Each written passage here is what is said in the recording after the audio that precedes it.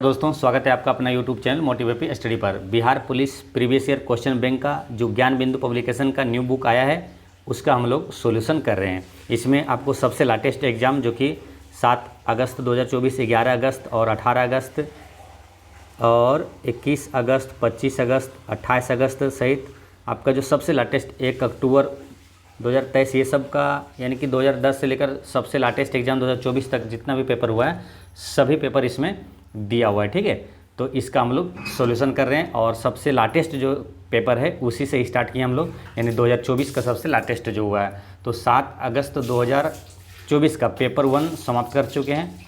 ठीक है, और पेपर 2 का हम लोग सॉल्यूशन कर रहे हैं जिसमें कि 50 क्वेश्चन आपको बता चुके हैं और नेक्स्ट 50 क्वेश्चन अब हम लोग यहाँ पर सॉल्यूशन करेंगे। ठीक है, यानी कि फर्स्ट जो 50 क्वेश्चन ये सब आपको करवा चुके हैं। तो जो लोग नहीं जुड़े हैं वो प्ले लिस्ट में जाकर जरूर देख लीजिएगा। आज हम लोग क्वेश्चन नंबर 51 से शुरू करेंगे। ठीक है, 51 से 100 तक आज इस वीडियो में समाप्त कर देंगे। तो चलते हैं क्वेश्चन नंबर 51 में।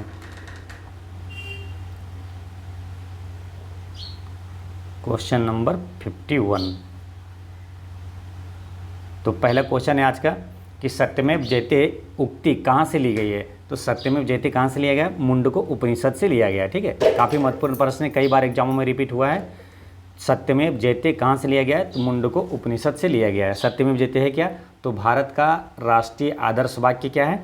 तो वो है सत्यमेव जयते है। ठीक है, उपनिषद की बात करें तो उपनिषद का मतलब क्या होता है कि पास में बैठकर ज्ञान प्राप्त करना होता है ना, यानी कि गुरु के समीप बैठकर ज्ञान प्राप्त करना है। उपनिषद की संख्या कितनी होती है? तो 108 है उपनिषद की संख्या। वेद की संख्या पूछे तो 4 होती है। वेदांग कितना होता है? 6 होता है। पुराणों की संख्या कितनी है तो पूछे तो 18 होता है और पुराणों की संख्या 18 है। और 18 से 2-3 प्रश्न यहीं पर रिवीजन कर लेंगे। क्या क्या? देखिए, पुराणों की संख्या पूछे तो 18 हो गया। भारत में बायोस्फीयर रिजर्व यानी कि जैव मंडल आरक्षित क्षेत्र कितना है? तो वो भी 18 है। और महाभारत में पर्व की संख्या कितनी है? तो वो भी 18 है। और 12वीं अनुसूची में जो कि नगर पालिका है, 12वीं अनुसूची में कितने विषय है? तो वहाँ भी आंसर क्या लगाइएगा? 18 है। ठीक है, एक बार फिर समझिए, पुराणों की संख्या 18 हो गया और बायोस्फीयर रिजर्व 18, महाभारत में पर्व की संख्या 18 और 12वीं अनुसूची में विषय कितना है? तो वो वही आंसर क्या लगाना है? 18 लगाना है। ठीक है, अच्छा, यहाँ पर अगर प्रश्न पूछे आपसे कि सबसे प्राचीन उपनिषद कौन सा है? तो बृहदारण्यक उपनिषद है। सबसे प्राचीन उपनिषद पूछे या तो सबसे बड़ा उपनिषद पूछे तो बृहदारण्यक उपनिषद टिक करना आंसर है ना। बृहदारण्यक क्या लगाना है आंसर? बृहदारण्यक। हाँ, बृहदारण्यक इसका करेक्ट आंसर होगा। सबसे प्राचीन या सबसे बड़ा उपनिषद पूछे तो। अब बात करते हैं वेद से, है ना। जैसे यहाँ वेद दिया हुआ ऑप्शन में, तो वेद के बारे में बात करें तो वेद कितना है? 4 है। सबसे प्राचीन जो वेद है, सबसे पहले जो सीरियल से आपको याद रखना है, क्योंकि सीरियल से कई बार क्वेश्चन पूछ लिया जाता है कि वेदों का सही क्रम क्या है ना। तो पहले है ऋग्वेद, उसके बाद है यजुर्वेद, उसके बाद है सामवेद, उसके बाद है अथर्ववेद। ठीक है, ये सारे क्या है? सीरियल से। ठीक है, तो आपसे प्रश्न पूछा जाता है कि सबसे प्राचीन वेद कौन सा होता है? ऋग्वेद हो जाएगा। ठीक है, सबसे नवीनतम वेद पूछे तो अथर्ववेद हो जाएगा। ठीक है, अब वेदों से एक एक प्रश्न अति महत्वपूर्ण याद रखना है। क्या? गायत्री मंत्र, जैसे यहाँ पूछा ना कि सत्यमेव जयते कहाँ से लिया गया, उसी प्रकार यहाँ से प्रश्न आता है क्या? गायत्री मंत्र किस वेद से लिया गया? तो ऋग्वेद से लिया गया है ना। गायत्री मंत्र कहाँ से लिया गया? ऋग्वेद से। यज्ञ का उल्लेख किस वेद में है? तो यजुर्वेद में है। संगीत का वर्णन किस वेद में है? तो सामवेद में है। जादू टोना का वर्णन किस वेद में है? तो अथर्ववेद में है। ठीक है, तो ये सारे अति महत्वपूर्ण प्रश्न याद रखना है। अच्छा, वेदों के रचयिता कौन है पूछे तो महर्षि वेदव्यास है। ठीक है, देखिए, अलग अलग आप अलग अलग सेट में या तो अलग अलग कोचिंग क्लासेस में पढ़ते हैं। कभी आप पढ़ लें वेद के रचयिता कौन है, ठीक है, तो आप कभी बाद में पढ़ेंगे कि महाभारत के रचयिता कौन है, तो अलग अलग पढ़ते हैं, फिर क्या भूल जाते हैं, कन्फ्यूजन हो जाती है। इसलिए कुछ चीज़ें हैं जो अति महत्वपूर्ण है, तो आपको पढ़ते पढ़ते आइडिया हो जाता है। सभी को एक साथ कलेक्शन करके रिवीजन करके एक साथ मतलब पढ़िए, उससे क्या होगा? कन्फ्यूजन भी नहीं होती है और याद भी रहता है चीज़ें। जैसे वेद के रचयिता भी महर्षि वेदव्यास है, पुराणों के रचयिता भी महर्षि वेदव्यास है। श्रीमद् भगवत गीता के रचयिता पूछे तो वो भी आंसर क्या होगा? वेदव्यास है। महाभारत के रचयिता कौन है? वेदव्यास है। यानी कि ये 4 अति महत्वपूर्ण प्रश्न एक साथ आपको याद रखना है। वेद के रचयिता, पुराणों के रचयिता, श्रीमद् भगवत गीता के रचयिता पूछे और महाभारत, ये सभी के रचयिता कौन है? महर्षि वेदव्यास है। ठीक है, याद रखना कौन है? महर्षि वेदव्यास है। ठीक है, अब देखिए, पुराणों के रचयिता में आपको लोमहर्ष और उनका पुत्र उग्रशर्वा को भी माना जाता है, ठीक है, ये भी ध्यान रखना है। पुराणों के रचयिता में महर्षि वेदव्यास के सहयोग में ये मतलब कि इनको भी माना जाता है कि इनको लोमहर्ष और उनके पुत्र उग्रशर्वा को भी पुराणों के रचयिता माना जाता है, ठीक। वेदों का संग्रह पूछे क्या कहलाता है, तो संहिता कहलाता है। वेदों का संग्रह जो है वो संहिता कहलाता है, ठीक। सबसे प्राचीन पुराण अगर पूछे तो कौन सा हो जाता है, मत्स्य पुराण। सबसे प्राचीन पुराण है मत्स्य पुराण, ठीक है। इतने सारे अति महत्वपूर्ण प्रश्न आपको यहाँ पर याद रखना है, ठीक। देखिए किसी भी बुक को आप सुने होंगे कई बार कि एक मतलब 10 पुस्तक पढ़ने से बेहतर क्या होता है, एक पुस्तक को 10 बार पढ़ना, है ना, ये ज़्यादा महत्वपूर्ण होता है। तो आपको एक चीज़ हमेशा ध्यान रखना क्या कि चीज़ों को ख़त्म करना, यानी कि बुक है अब इसको जल्दी ख़त्म करना ये महत्वपूर्ण नहीं है। महत्वपूर्ण नहीं है क्या, अधिक से अधिक जानकारी जुटाना, ठीक है। आप जितना अधिक से अधिक अति महत्वपूर्ण प्रश्नों को एक साथ रिवीजन करिए, है ना, सही डायरेक्शन में आप पढ़िए। और अब जैसे आपको पढ़ना है, ठीक है, चीज़ें लक्ष्य होता क्या मालूम, लक्ष्य इंसान का सच्चे में है क्या, अधिक से अधिक जानकारी जुटाना, ठीक है। आपके सिलेबस और पैटर्न के अनुसार कहाँ कहाँ से प्रश्न पूछा जाता है उसमें क्या है, अधिक से अधिक जानकारी जुटाना, यही मेन लक्ष्य होना चाहिए, ठीक है। अब क्या है कि जैसे हम पढ़ाई करते थे जब साथ में पटना में ही पढ़ते थे, तो दोस्त लोग को हम जो साथ में रहता था, साथी पार्टनर लोग को, तो हम यही बताते थे कि ये मत सोचो कभी कि हमको नौकरी लेना है, सोचो ये कि अधिक से अधिक जानकारी जुटाना है। यानी कि अगर 100 प्रश्न कोई पूछा हमसे तो 100 में से हमको 80-90 क्वेश्चन सही करना है, बस यही लक्ष्य दिमाग में रखो। या तो सेट प्रैक्टिस करेंगे, पढ़ने का मतलब यही है, पढ़ना है तो हमको इतना अधिक से अधिक जानकारी उस दिशा में जुटाना है ना, जहाँ से प्रश्न पूछा जा रहा है कि अगर 100 प्रश्न आता है या तो सेट हम प्रैक्टिस करें तो 100 प्रश्न में से हमको 80+ क्वेश्चन सही करना, बस यही लक्ष्य रखिए। और यही तो नौकरी है, ठीक है। खाली आप सोचते रहते हैं, कोई भी सोचते रहता है कि नौकरी लेना, तो नौकरी क्या है, क्या नौकरी लेने सोचने से थोड़ी नौकरी हो जाता है। आप वो ना सोचकर ये सोचिए ना कि 100 में से हमको 80-90 सही करना है, यही तो नौकरी है। आप 80 सही हुआ आपका, नौकरी हो गई, है ना। तो ये चीज़ें हैं कि बस यही ध्यान रखना है कि हमको अधिक से अधिक जानकारी जुटाना है, सही डायरेक्शन में सिलेबस और पैटर्न के अनुसार। आपका जो अति महत्वपूर्ण प्रश्न है ना, मोस्ट एक्सपेक्टेड प्रश्न है, संभावित प्रश्न है, वो सभी प्रश्न जो अधिक से अधिक जो महत्वपूर्ण है उसको जानकारी जुटाना, है ना, यही लक्ष्य रखिए कि हमको अधिक से अधिक प्रश्नों की जानकारी जुटाना है, ठीक है। कोई भी बुक आया तो उसको तुरंत ख़त्म कर दिए, आप पढ़ते गए पीछे से भूलते गए, वो भी चीज़ अच्छी नहीं है, ठीक है। सबसे बेहतर क्या है, आप जब भी पढ़िए, कोई भी पुस्तक पढ़िए, और ख़ास करके सबसे बेस्ट होता है क्या, प्रीवियस ईयर क्वेश्चन बैंक उठाइए, और जो सबसे लाटेस्ट एग्जाम हुआ है, कहाँ कहाँ से किस टाइप के प्रश्न पूछा जाता है उसको पढ़िए। उसी चैप्टर से जितने भी अति महत्वपूर्ण प्रश्न हैं, अब एक क्वेश्चन आया, अब इसको पढ़ के जल्दी जल्दी खत्म कर दिए बुक, तो उससे बेकार है। आप है ना, कोई 10 सेट अगर मार देगा ना ये, अगर आप हमारे चैनल पर आप जिस तरह हम पढ़ा रहे हैं उस तरह आप एक अगर सेट प्रैक्टिस कीजिएगा तो उसके 10 पर भारी पड़ेगा, ठीक है, आप सक्सेस हो जाइएगा। एक चैप्टर यानी एक सेट अगर, ठीक है। तो आप जैसे पेपर 2 पढ़ा रहे हैं तो इसको इतनी बेहतर ढंग से पढ़ना है कि आपको कोई 10 सेट पढ़ लिया, जल्दी जल्दी ख़त्म कर दिया, उससे आप बेहतर आप जानिएगा, ठीक है।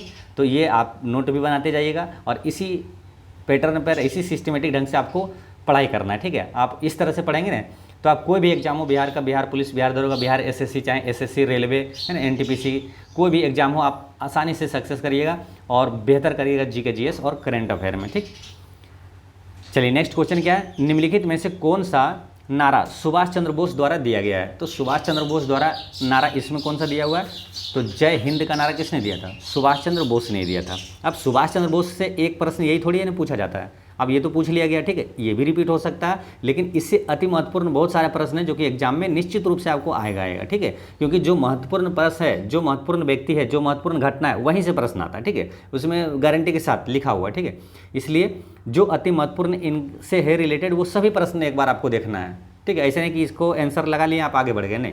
तो यहाँ पर देखिए नारा का ही बात करें तो सुभाष चंद्र बोस का 3 अति महत्वपूर्ण नारा है जो कि एग्जाम में आता है। कौन सा, एक तो जय हिंद का नारा हो गया, दिल्ली चलो का नारा किसने दिया था, सुभाष चंद्र बोस ने दिया था। तुम मुझे खून दो मैं तुम्हें आज़ादी दूंगा नारा किसने दिया था, सुभाष चंद्र बोस ने दिया था, ठीक है। अब सुभाष चंद्र बोस का जन्म कहाँ हुआ, ये कई बार प्रश्न पूछा गया है अलग अलग एग्जामों में, ठीक है, तो वो भी जानना है आपको। सुभाष चंद्र बोस का जन्म कब और कहाँ हुआ, तो हुआ था 23 जनवरी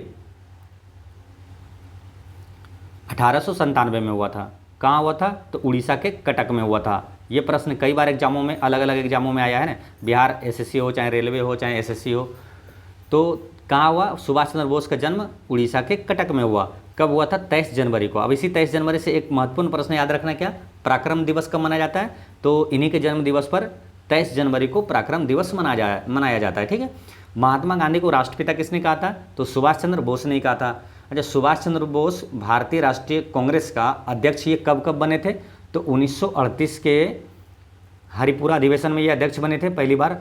ठीक है, हरिपुरा अधिवेशन में, और 1939 के त्रिपुरी अधिवेशन में ये अध्यक्ष बने थे। ठीक है, ये चीज़ें महत्वपूर्ण याद रखना है। और यहाँ से एक प्रश्न क्या आता है कि 1939 में सुभाष चंद्र बोस किसे हराकर कांग्रेस पार्टी के अध्यक्ष का चुनाव जीता था?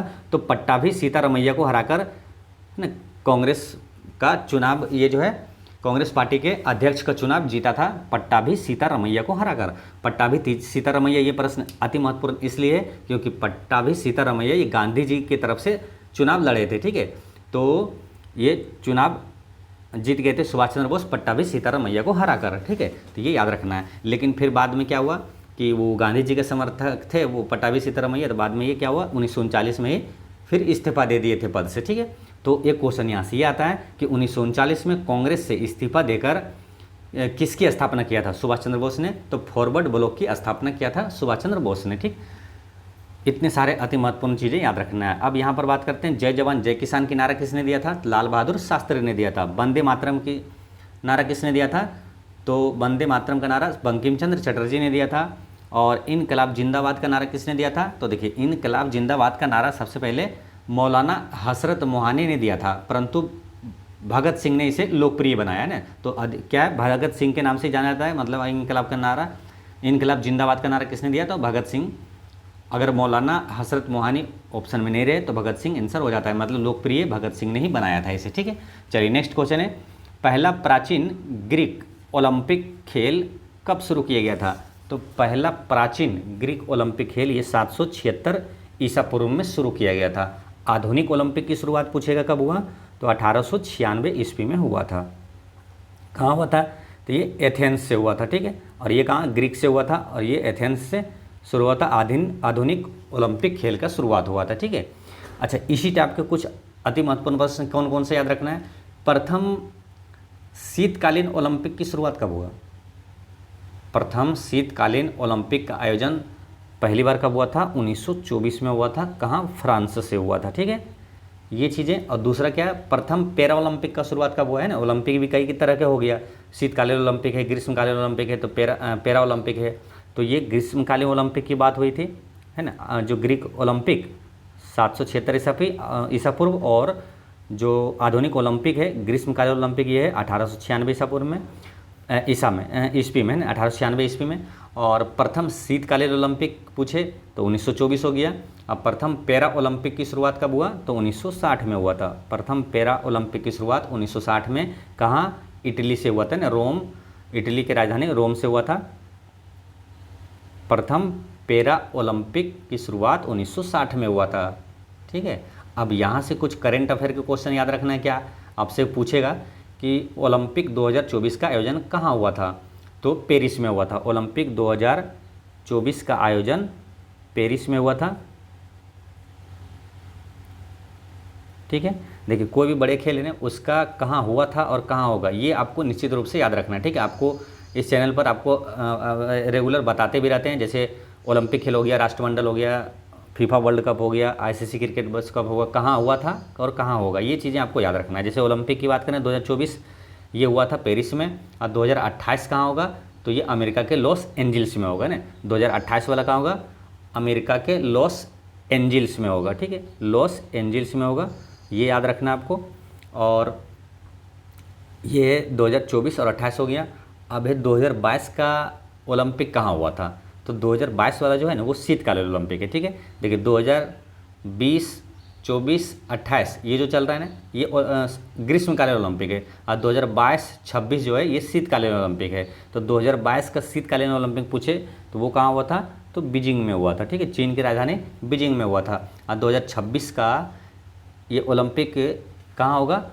तो 2026 का शीतकालीन ओलंपिक वो इटली में होगा ना, इटली के मिलान और कार्टेना शहर में होगा। ठीक है, तो ये अति महत्वपूर्ण प्रश्न याद रखना है। ठीक है, कहाँ होगा और कहाँ हुआ था।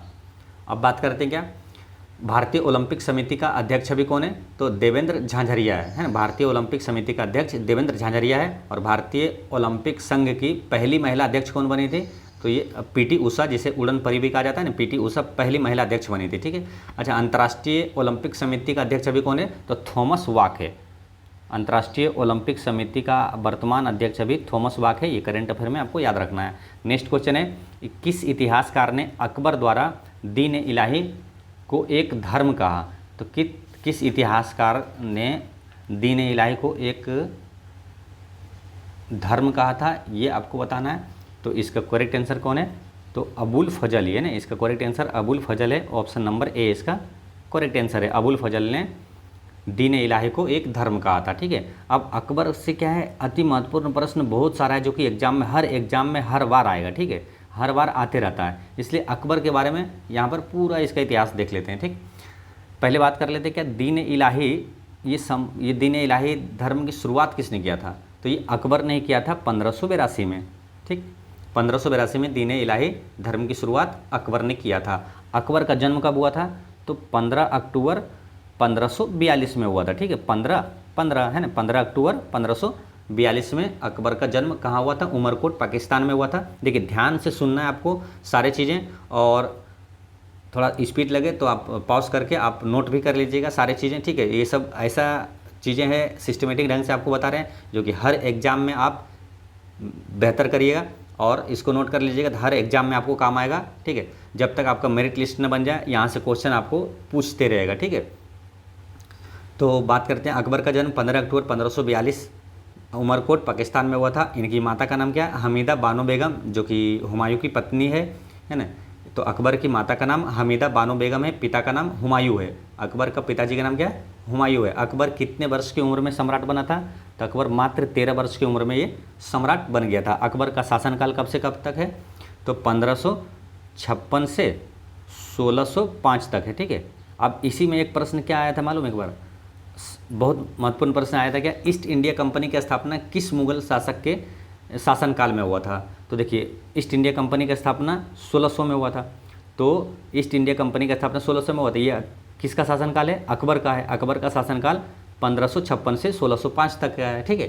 तो ये चीज़ें आपको ध्यान में रखना है ना। इसका शासनकाल भी याद रखते हैं, तो इसके बीच में कोई भी घटना हुआ तो अकबर का हो जाता है, ठीक है। यानी कि अकबर के शासनकाल में ये ईस्ट इंडिया कंपनी की स्थापना हुआ था। अकबर किस वंश का शासक था? तो ये अकबर मुगल वंश का शासक था। मुगल वंश का संस्थापक कौन था? तो बाबर था। और बाबर का पुत्र था कौन? हुमायूं, है ना। बाबर का पुत्र था हुमायूं, हुमायूं का पुत्र था अकबर, अकबर का पुत्र था जहांगीर, जहांगीर का पुत्र था शाहजहां। और ये क्या है, उत्तराधिकारी भी था ना। बाबर के बाद जो शासक हुआ था हुमायूं हुआ था, फिर अकबर हुआ था, उसके बाद जहांगीर, फिर शाहजहां, और उसके बाद औरंगजेब हुआ था, ठीक है। ये अति महत्वपूर्ण है, ये सब इसको याद रखना है। इसको याद कैसे रखना है? बस इसको ऐसे ही याद रख लीजिए, याद रहेगा भाजशाह, है ना। भाजशाह, बाबर, हुमायूं, अकबर, जहांगीर नाम से लिखा रहेगा, याद रहेगा, और शाहजहां और औरंगजेब, ठीक है। बाबर, हुमायूं, अकबर, जहांगीर, शाहजहां और औरंगजेब, ठीक है। ये याद रखना है। अब आपसे एक क्वेश्चन अगर पूछा जाए कि दास प्रथा किस मुगल शासक ने समाप्त किया था? तो दास प्रथा अकबर ने ही समाप्त किया था। कब? 1562 में, ठीक है। तीर्थ यात्रा कर कब समाप्त किया था? तो 1563 में, ठीक है। और जजिया कर समाप्त किया था अकबर ने ही 1564 में, ठीक है। तो इसको इस पर कैसे याद रखना है? देखिए, दास प्रथा तो 2 आ रहा है ना, दास प्रथा 2 वाला, ठीक है। अब जैसे देखिए 1562, 63, 64 ऑप्शन में रहेगा, तो कन्फ्यूजन ना हो, थोड़ा सा हिंट कर लेंगे। क्या? दास प्रथा यानी 2 वाला ना, 1562। तीर्थ यात्रा यानी 3 आ रहा है ना, तो तीर्थ यात्रा कर यानी 3, देखिए ना, 1563 में तीर्थ यात्रा कर समाप्त किया था 1563 में। और जजिया कर हो गया 1564 में समाप्त किया था अकबर ने, ठीक। मनसबदारी प्रथा किसने शुरू किया था? तो अकबर ने ही किया था। ये सब काफ़ी महत्वपूर्ण प्रश्न है। मनसबदारी प्रथा कई बार एग्जामों में आया है ना। मनसबदारी प्रथा किसने शुरू किया था? तो अकबर ने किया था। दीन इलाही संबत शुरू किया था अकबर ने। फतेहपुर सीकरी का निर्माण किसने करवाया था? अकबर ने। बुलंद दरवाजा का निर्माण किसने करवाया था? अकबर ने करवाया था। बुलंद दरवाजा किस के विजय के उपलक्ष्य में कराया था, ये पूछा जाता है। तो गुजरात विजय के उपलक्ष्य में बुलंद दरवाजा का निर्माण कराया था। बुलंद दरवाजा कहाँ है? तो वो फतेहपुर सीकरी में है, ठीक है, उत्तर प्रदेश में है। तो ये सारी चीज़ें याद रखना है। और क्या याद रखना है? तो ईस्ट इंडिया कंपनी का आपको बता दिए। अकबर का संरक्षक कौन था, ये प्रश्न पूछा जाता है। अकबर का संरक्षक कौन था, तो बैरम खान था। दो व्यक्ति का नाम यहाँ याद रखना है, काफ़ी महत्वपूर्ण है। एक है अकबर का संरक्षक कौन था, तो बैरम खान, और एक आता है अकबर का राजस्व मंत्री कौन था, तो टोडरमल था। अकबर का राजस्व मंत्री टोडरमल था, ठीक है। अच्छा, नवरत्न किसके दरबार में रहता था, तो अकबर के दरबार में रहता था नवरत्न, और एक था चंद्रगुप्त द्वितीय के दरबार में, है गुप्त वंश का जो शासक है चंद्रगुप्त द्वितीय के दरबार में, और अकबर, ये दो लोगों के दरबार में नवरत्न रहता था, ठीक है। अच्छा, एक प्रश्न और याद रखना आपको, क्या मालूम, दीन इलाही में शामिल होने वाला पहला हिंदू कौन था। दीन इलाही में शामिल होने वाला पहला हिंदू था बीरबल, ठीक है। बीरबल का बचपन का नाम क्या था, महेश दास, ठीक। इतने सारे चीज़ें आपको बस याद रखना है। चलिए नेक्स्ट क्वेश्चन है, इससे बाहर प्रश्न एक भी क्वेश्चन नहीं पूछा जाएगा। तो ये क्वेश्चन क्या, बांग्लादेश को स्वतंत्रता की घोषणा की गई थी कब, तो बांग्लादेश स्वतंत्र कब हुआ, 1971 में हुआ था, ठीक। बांग्लादेश स्वतंत्र हुआ था 1971 में। अब एक अति महत्वपूर्ण प्रश्न यहाँ से क्या याद रखना है, बांग्लादेश को स्वतंत्र देश के रूप में मान्यता देने वाला पहला देश कौन है। बांग्लादेश को स्वतंत्र देश के रूप में मान्यता देने वाला पहला देश कौन है, भूटान है, ठीक है, ये याद रखना है। और बांग्लादेश की बात करें तो बांग्लादेश से और भी प्रश्न आता है, जैसे कि भारत की अगर बात करें तो भारत की सीमा से सबसे अधिक सीमा साझा करने वाला देश कौन सा है, तो वो बांग्लादेश ही है, ठीक है।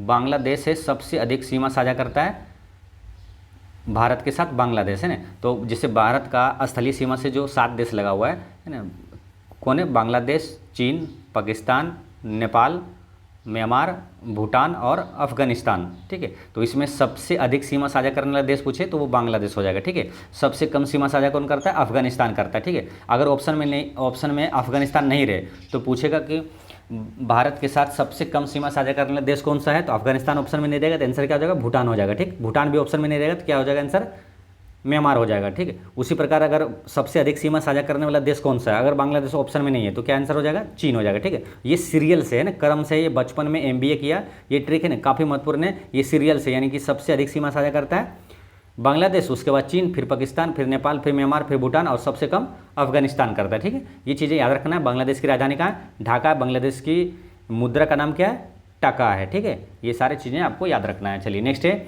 आदिवासी नेता सिद्धू और कान्हू किस क्षेत्र से संबंधित है, तो सिंधु और कान्हू ये संथाल परगना से संबंधित था, संथाल परगना से संबंधित था, ठीक है। संथाल परगना से संबंधित था सिंधु और कान्हू। सिंधु और कान्हू से एक प्रश्न क्या आता है कि संथाल विद्रोह का नेतृत्व किसने किया था, तो सिंधु और कान्हू ने ही किया था। संथाल विद्रोह कब हुआ था, ये भी प्रश्न याद रखना है। 1855-56 में हुआ था संथाल विद्रोह, ठीक है। कहाँ हुआ था, झारखंड में ये हुआ था। नेक्स्ट क्वेश्चन है, गंगा सागर मेला किस अवसर पर आयोजित किया होता है, तो गंगा सागर मेला ये आयोजित होता है किस अवसर पर, तो ये मकर संक्रांति के अवसर पर गंगा सागर मेला आयोजित होता है, मकर संक्रांति के अवसर पर।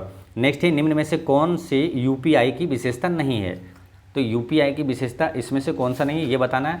तो देखिए पहला क्या है, तुरंत मुद्रा के हस्तांतरण, ये सही है। और 24/7 और 365 दिन ये कार्य करता है, ये भी सही है। विभिन्न बैंकों के लिए विभिन्न मोबाइल ऐप, ये गलत है ना, क्योंकि सभी बैंकों के लिए एक ही मोबाइल एप्लीकेशन रहता है। जैसे मान के चलिए फ़ोन पे है तो उससे सभी बैंक से कनेक्ट हो रहता है, तो ये गलत है, ठीक है। QR कोड प्रयुक्त होता है, ये सही है, यानी कि ये विशेषता नहीं है। ऑप्शन नंबर C इसका करेक्ट आंसर है। UPI का फुल फॉर्म अगर पूछेगा तो क्या बताइएगा, यूनिफाइड पेमेंट इंटरफेस, है ना, यूनिफाइड पेमेंट्स इंटरफेस। नेक्स्ट है, बिहार से झारखंड राज्य के विभाजन के बाद बिहार लोक सेवा आयोग के सदस्य की संख्या क्या है, तो बिहार लोक सेवा आयोग की सदस्य की संख्या पूछे तो आंसर क्या हो गया, ऑप्शन नंबर B यानी कि 6 था, है ना, 6 सदस्य था। बिहार झारखंड से अलग कब हुआ था, तो 15 नवंबर 2000 ईस्वी को ये अलग हुआ था, ठीक है। तो यहाँ पर क्या 2000 ईस्वी में 3 राज्य अलग हुआ था, है ना, 3 राज्य, नया राज्य बना था। वो कौन कौन सा था, छत्तीसगढ़ था, उत्तराखंड था और झारखंड था, है ना। तीनों राज्य 2000 ईस्वी में बना था। तो क्वेश्चन अगर पूछे कि छत्तीसगढ़ राज्य का गठन कब हुआ, तो 2000 ईस्वी में हुआ था, ठीक है। और उत्तराखंड का कब गठन हुआ, तो ये भी 2000 ईस्वी में हुआ था। और झारखंड का गठन कब हुआ, तो ये भी 2000 ईस्वी में हुआ था। इसको याद रखना है, इसे छप्पर उरा झार के, छप्पर छत्तीसगढ़, उरा से उत्तराखंड और झार यानी झारखंड, ठीक है। चलिए नेक्स्ट है, ओपन ऑफिस कैल्क में एक सेल या एक सेल रेंज को किसी वर्कशीट में दर्शाता है जिसकी वैल्यू को फॉर्मूले में प्रयुक्त किया जा सके तो यह सेल कहलाता है ना। ओपन ऑफिस कैल्क में एक सेल या एक सेल रेंज को किसी वर्कशीट में दर्शाता है जिसकी वैल्यू को फॉर्मूले में प्रयुक्त किया जा सके उसे क्या कहा जाता है, सेल कहा जाता है ना, सेल है ना, ऐसे करके रहता है जो सेल, वो सेल कहा जाता है। ठीक है, चलिए नेक्स्ट क्वेश्चन है स्फिग्मोमेनोमीटर एक उपकरण है जिसका उपयोग मापने के लिए किया जाता है। किसको मापने के लिए किया जाता है, रक्तचाप मापने के लिए किया जाता है। ये सभी एग्जामों में क्वेश्चन पूछा जाता है, काफ़ी महत्वपूर्ण है और कई बार एग्जामों में रिपीट हुआ ये स्फिग्मोमेनोमीटर। ठीक है, इस टाइप के प्रश्न पूछा जाता है, तो अभी अति महत्वपूर्ण प्रश्न यहाँ से जो कि आपको याद रखना है। ठीक है, पहले स्फिग्मोमेनोमीटर क्या है, तो रक्तचाप मापने वाला ये यंत्र है। रक्तचाप क्या होता है, जैसे कि रक्तचाप होता है एक सिस्टोलिक और डायस्टोलिक, है ना। सिस्टोलिक क्या होता है, संकुचन होता है, और डायस्टोलिक जो होता है वो शिथिलन कहलाता है। ठीक है, सिस्टोलिक जो 120/80 होता है ना, जैसे रक्तचाप सामान्य मनुष्य का रक्तचाप कितना होता है, 120/80 होता है ना, तो सिस्टोलिक और डायस्टोलिक है ना, तो ये होता है रक्तचाप और 120/80 होता है, ये ध्यान रखना आपको। रक्तचाप की बात करें तो यहाँ से दो अति महत्वपूर्ण प्रश्न और याद रखना, क्या रक्तचाप किस ग्रंथि द्वारा नियंत्रित किया जाता है, तो अधिवृक्क ग्रंथि द्वारा नियंत्रित किया जाता है ना। इसको क्या बोलते हैं, एड्रिनल ग्लैंड, इंग्लिश में बोलते हैं एड्रिनल ग्रंथि, जो कि अधिवृक्क ग्रंथि द्वारा रक्तचाप नियंत्रित किया जाता है। अच्छा, रक्तचाप किस हार्मोन द्वारा नियंत्रित किया जाता है, ये तो हो गया ग्रंथि।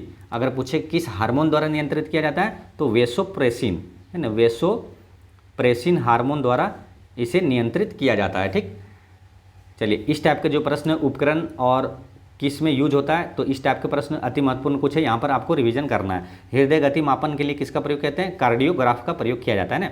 हृदय गति से एक संबंधित है ईसीजी है ना, इलेक्ट्रोकार्डियोग्राफ, और मस्तिष्क से संबंधित है ईईजी। ठीक है, तो ये ध्यान रखना है। श्रवण शक्ति सुधारना, ये ऑडियो फोन से, ये सुधारने के लिए ऑडियो फोन का यूज किया जाता है। पौधों की वृद्धि का मापने के लिए क्रेस्कोग्राफ का प्रयोग किया जाता है, पौधों की वृद्धि मापने के लिए क्रेस्कोग्राफ का प्रयोग किया जाता है। समुद्र की गहराई मापने के लिए फेदोमीटर का प्रयोग किया जाता है, ये भी बहुत महत्वपूर्ण प्रश्न है। समुद्र की गहराई मापने के लिए फेदोमीटर का प्रयोग किया जाता है। ठीक है, इसमें सभी महत्वपूर्ण है, लेकिन ये क्वेश्चन क्या है, रिपीट बहुत होता है। गैस का घनत्व मापने के लिए मैनोमीटर का प्रयोग किया जाता है। प्रकाश प्रदीप्ति का मापन के लिए फोटोमीटर, प्रकाश प्रदीप्ति फोटोमीटर का प्रयोग किया जाता है। अत्यंत उच्च ताप यानी कि बहुत अधिक तापमान मापने के लिए पायरोमीटर का प्रयोग किया जाता है। गुर्दे खराब होने पर रक्त शोधन हेतु डायलिसिस यानी कि वही होता है ना, डायलिसिस किया जाता है। किडनी के ठीक करने के लिए किडनी से संबंधित है डायलिसिस।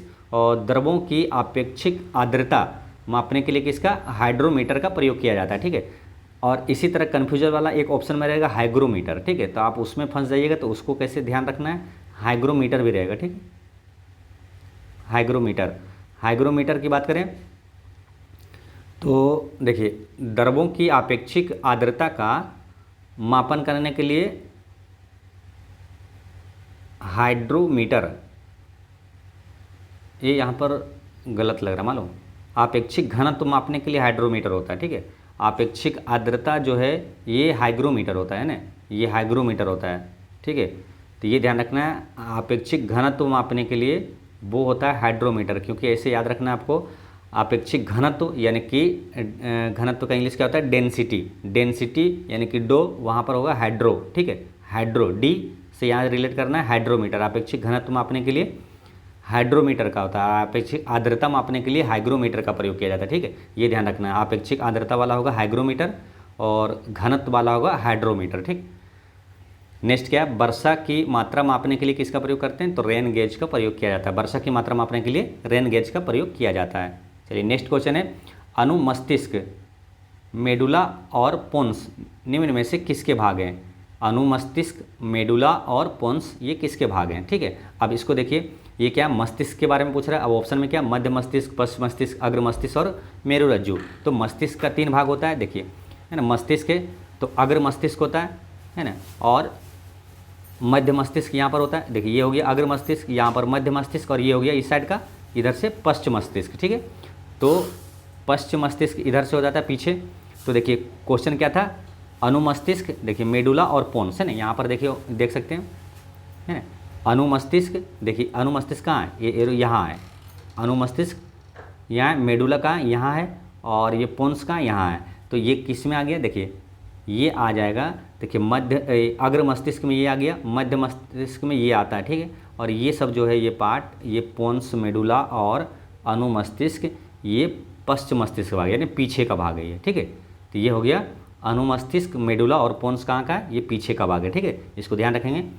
तो ये क्वेश्चन आया था कि अनुमस्तिष्क, मेडुला और पोन्स ये कहाँ का भाग है, तो आंसर क्या हो जाएगा, पश्चिम मस्तिष्क, है ना। ऑप्शन नंबर बी इसका करेक्ट आंसर हो जाएगा, ठीक है। तो इसको ध्यान में रखना है। और अनुमस्तिष्क, यहाँ से कुछ क्वेश्चन इंपॉर्टेंट आता है। पहले अनुमस्तिष्क की बात करें तो ये इसका कार्य क्या है, तो यह शरीर के गति के संतुलन और समन्वय को नियंत्रित करता है। कौन, अनुमस्तिष्क, ठीक है। अनुमस्तिष्क को ये ऑप्शन में इंग्लिश में रहेगा सेरेबेलम, ठीक है, सेरेबेलम रहेगा, सेरेबेलम को ही अनुमस्तिष्क कहा जाता है, ठीक है। तो आपको इंग्लिश में ऑप्शन में रहेगा, इसलिए ध्यान रखना है सेरेबेलम। सेरेबेलम से इसको याद भी रहेगा, आपको कैसे याद करना मालूम, देखिए क्या, शरीर के गति के संतुलन, है ना, संतुलन को इंग्लिश में क्या बोलते हैं, बैलेंस, ठीक है। तो बैलेंस, शरीर का बैलेंस बनाए रखता है कौन सा, मस्तिष्क का कौन सा भाग बैलेंस बनाए रखता है, तो बैलेंस बेलम, बैलेंस बेलम। तो शरीर का बैलेंस बनाए रखता है सेरेबेलम, यानी अनुमस्तिष्क, ठीक है। आपको हमेशा याद रहेगा क्योंकि ऑप्शन में आपको सेरेब्रम भी रहेगा, ठीक है। तो ये भी सेरेब्रम भी होता है, तो आपको कन्फ्यूजन ना हो। तो बैलेंस बनाए रखने रखता है कौन, सेरेबेलम, बैलेंस बेलम। तो शरीर का संतुलन यानी कि बैलेंस बनाए रखता है सेरेबेलम, हमेशा याद रहेगा आपको, ठीक है। फिर बात करते हैं मेडुला। मेडुला का कार्य क्या है, ये हृदय की गति, श्वास एवं रक्तचाप जैसे बुनियादी जीवन सहायक गतिविधियों को नियंत्रित करता है। यह मेरुदंड के बगल में स्थित होता है, मेरुदंड के बगल में स्थित होता है मेडुला, जो कि आपको बता दिए थे यहाँ पर, है ना। देखिए मेडुला यहाँ पर स्थित है, मेडुला। और पोन्स का कार्य क्या है, पोन्स का कार्य है यह सोने, जागने एवं सपने देखने जैसी गतिविधियों को प्रभावित करता है। कौन, पोन्स करता है, ठीक है। ये चीज़ें ध्यान रखना है। तो मस्तिष्क का मुख्य रूप से 3 भाग होता है, अग्र मस्तिष्क, मध्य मस्तिष्क और पश्चिम मस्तिष्क, ठीक है। तो ये सारी चीज़ें आपको ध्यान रखना है। अच्छा, भूख, प्यास और, है ना, भूख, प्यास, प्यार, जो नफरत, ये कौन अनुभव करता है, ये हाइपोथैलेमस। देखिए यहाँ पर हाइपोथैलेमस है, यहाँ पर है ये मध्य मस्तिष्क का ये भाग है हाइपोथैलेमस, ठीक है। तो ये सारे चीज़ें आपको ध्यान में रखना है। चलिए अब नेक्स्ट क्वेश्चन देखते हैं।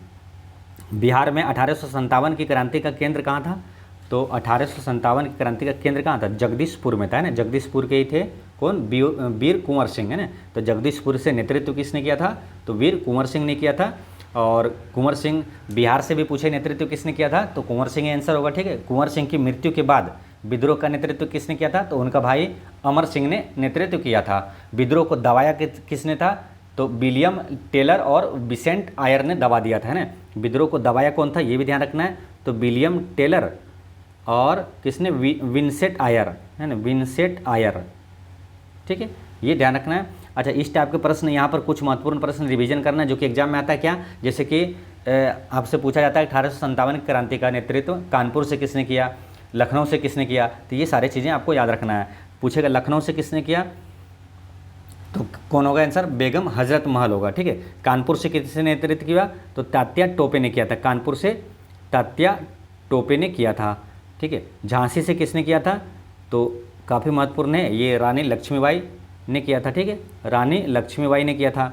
और ग्वालियर से किसने किया था, तो तात्या टोपे ने किया था, यानी कि कानपुर से और ग्वालियर से, ये दोनों याद रखना है, तात्या टोपे ने किया था, ग्वालियर से तात्या टोपे ने किया था। और इलाहाबाद से नेतृत्व किसने किया था, लियाकत अली, है ना, इलाहाबाद से नेतृत्व किया था लियाकत अली, ठीक है। इलाहाबाद से नेतृत्व लियाकत अली ने किया था। एक दिल्ली से याद रखना है, बहादुर शाह जफर ने किया था, जिसे बहादुर शाह द्वितीय भी कहा जाता है, जो अंतिम मुगल बादशाह था। दिल्ली से नेतृत्व किसने किया था, तो बहादुर शाह द्वितीय ने किया था, ठीक है, बहादुर शाह द्वितीय ने दिल्ली से नेतृत्व किया था। और फैजाबाद से नेतृत्व किसने किया था, मौलवी अहमदुल्ला बरेली ने, मौलवी अहमदुल्ला ने किया था। फैजाबाद से नेतृत्व मौलवी अहमदुल्ला ने किया था। अवध से नेतृत्व किसने किया था, तो अवध से नेतृत्व किया था बेगम हजरत महल, जो कि आपको क्या बताएं, लखनऊ से भी है ना, लखनऊ से पूछे या तो अवध से पूछे नेतृत्व किसने किया था, तो बेगम हजरत महल ने किया था, ठीक है। तो ये चीज़ याद रखना है। और बरेली से किया था खान बहादुर खान ने। तो बरेली से नेतृत्व किसने किया था? तो बरेली से खान बहादुर खान ने किया था, खान बहादुर खान ने किया था। ठीक है, तो इतने सारे इंपॉर्टेंट चीज़ें यहाँ पर याद रखना है, यही से क्वेश्चन पूछा जाएगा। नेक्स्ट क्वेश्चन है, जेम्स हरग्रीव्स ने किस मशीन का आविष्कार किया था? जेम्स हरग्रीव्स ने किस मशीन का आविष्कार किया था? तो ये स्पिनिंग जेनी का आविष्कार किया था। ठीक है, स्पिनिंग जेनी का आविष्कार किया था। स्पिनिंग जेनी है क्या? एक बार यहाँ देखिए, ये है खूबसूरत स्पिनिंग जेनी। तो ये है खूबसूरत स्पिनिंग जेनी, यहाँ पर ध्यान देना है। और बाकी इसमें कोई भी चीज़ खूबसूरत नहीं है। ठीक है, क्या ये स्पिनिंग जेनी ये है। ठीक है, स्पिनिंग जेनी इसमें क्या होता था मालूम? स्पिनिंग जेनी ये था, स्पिनिंग जेनी एक कताई मशीन है जिसका आविष्कार 1764 में जेम्स हरग्रीव्स ने किया था। यह शुरुआती औद्योगिक क्रांति के दौरान कपड़ा उद्योग में एक प्रमुख विकास था। स्पिनिंग जेनी का उपयोग ऊन या कपास को काटने के लिए किया जाता था और इसने कई टकलियों को एक साथ चलाने की अनुमति देकर सूत काटने की प्रक्रिया को तेज कर दिया। तो यह है स्पिनिंग जेनी। ठीक है, इसका आविष्कार किसने? जेम्स हरग्रीव्स ने किया था। ठीक है, चलिए नेक्स्ट क्वेश्चन क्या है? अब इसमें क्या कुछ आविष्कार और उपकरण, जो जैसे यहाँ प्रश्न आया तो उस प्रकार से कुछ अति महत्वपूर्ण प्रश्न है जो कि आपको याद रखना है। ठीक है, मोस्ट एक्सपेक्टेड प्रश्नों में ये सब याद रखना है। जैसे कारपेट स्वीपर, इसका आविष्कार किसने किया? मेलविल विसेल ने किया था। कारपेट स्वीपर का आविष्कार मेलविल विसेल ने किया था। डीसी मोटर का आविष्कार जेनोवे ग्रामे ने किया था। डीसी मोटर का आविष्कार जेनोवे ग्रामे ने किया था। एसी मोटर का आविष्कार किसने किया? निकोल टेस्ला ने किया था। एसी मोटर का आविष्कार निकोल टेस्ला ने किया था।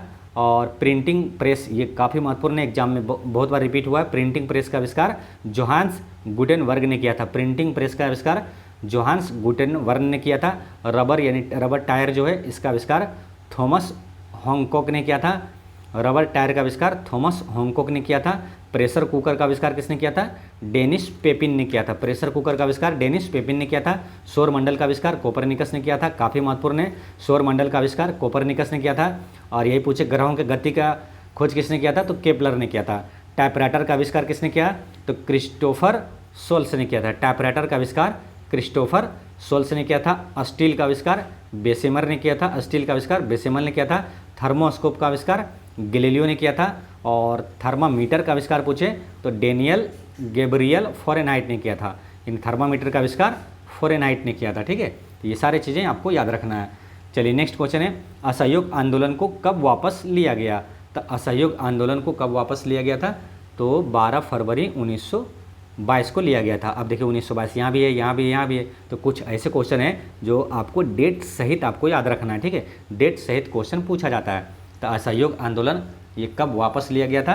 तो 12 फरवरी 1922 को असहयोग आंदोलन वापस लिया गया था। ठीक है, असहयोग आंदोलन की शुरुआत कब हुआ था? तो 1 अगस्त 1920 को हुआ था। ठीक है, 1 अगस्त 1920 को असहयोग आंदोलन शुरू हुआ था। चौरी चौरा कांड कब हुआ था? तो 4 फरवरी, ये सब डेट सहित याद रखना है, 4 फरवरी 1922 को हुआ था। ठीक है, और एक प्रश्न ये आता है कि असहयोग आंदोलन ये वापस क्यों लिया गया था? इसका कारण क्या था? मेन कारण क्या था?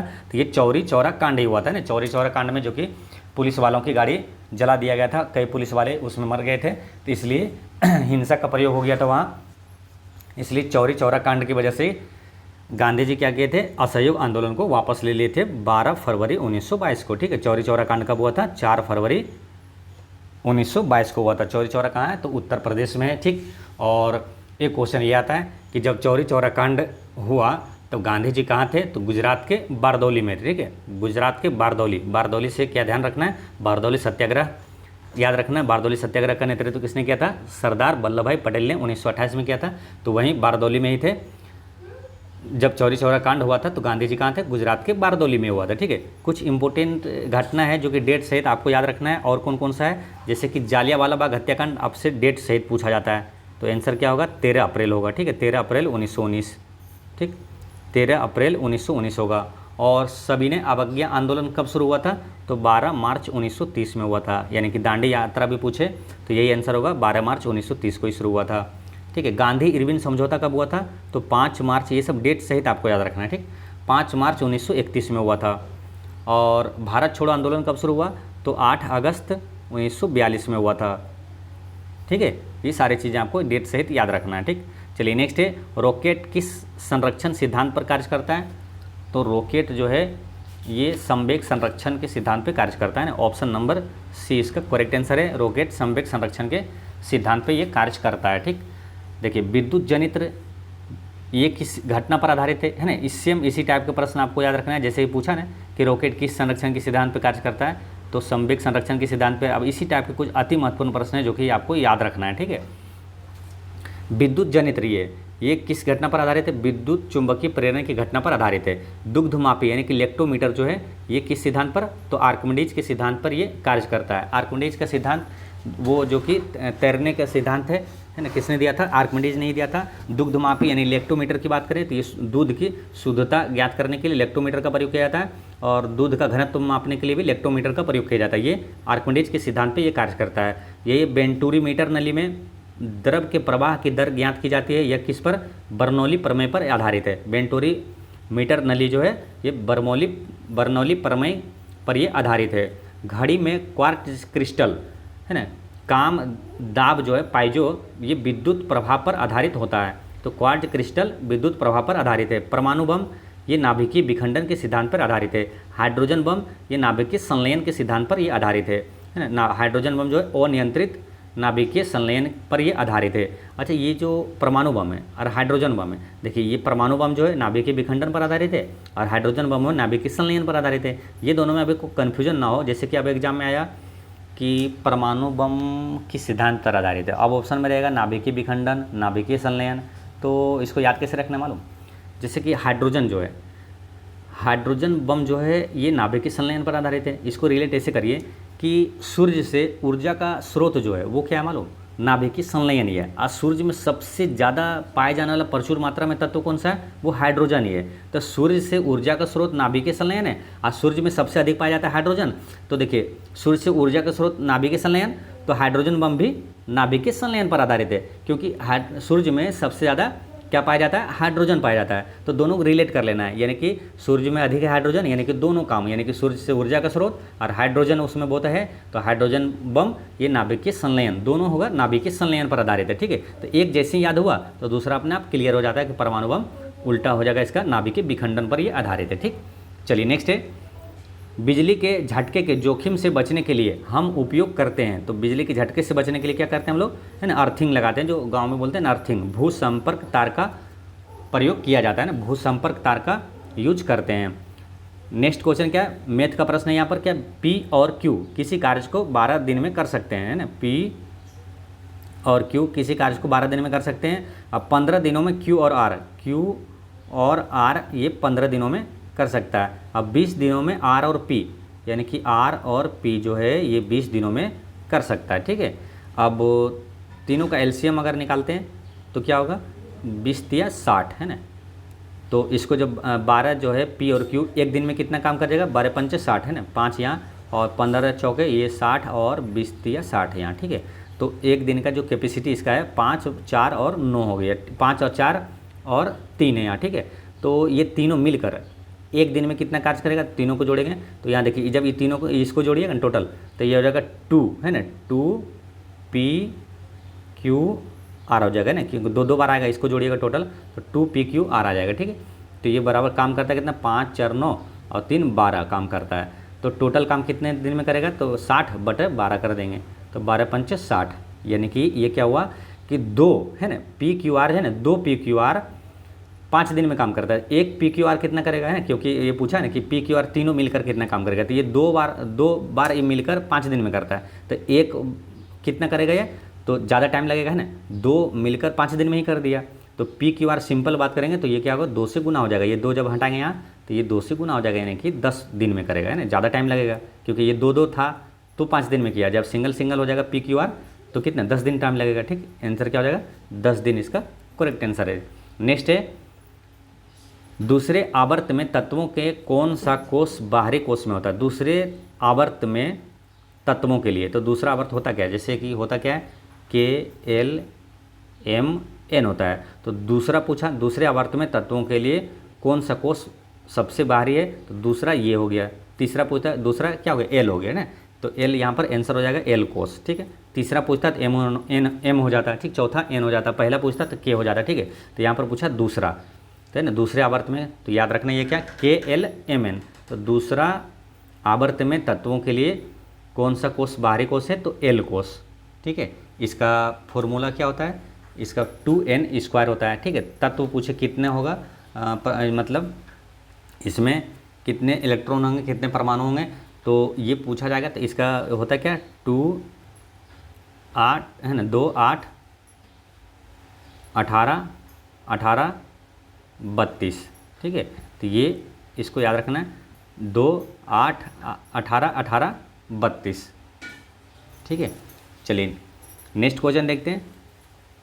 निम्नलिखित में से कौन 2 8 4 इलेक्ट्रॉनिक विन्यास प्रदर्शित करता है ना। तो इसमें से कौन सा तत्व है, तो ये जो इलेक्ट्रॉनिक विन्यास होता है ना, वो परमाणु संख्या होता है ना, किसी भी तत्व का इसको जब जोड़िएगा तो उसका जो परमाणु संख्या आएगा, तो क्या है 2 और 8 10 4 14, यानी कि 14 परमाणु संख्या किसका है इसमें, तो इसका सिलिकॉन का है ना, सिलिकॉन का परमाणु संख्या 14, यानी कि ये किसका है, इलेक्ट्रॉनिक विन्यास 14 का है, ठीक है। अब जैसे सोडियम का, अब जैसे यहीं दे देता, सोडियम का कितना होता है परमाणु संख्या 11, तो यहाँ क्या देता 2 8 10 और 1 11, तो यही अगर दे देता कि 2 8 1, ये किसका इलेक्ट्रॉनिक विन्यास है, तो सोडियम का हो जाता है आंसर, ठीक है। तो इस तरह से आपको ध्यान रखना है। सल्फर का क्या हो जाएगा, सल्फर का होता है 16, तो 2 8 10 और 6 16 हो गया, ठीक है।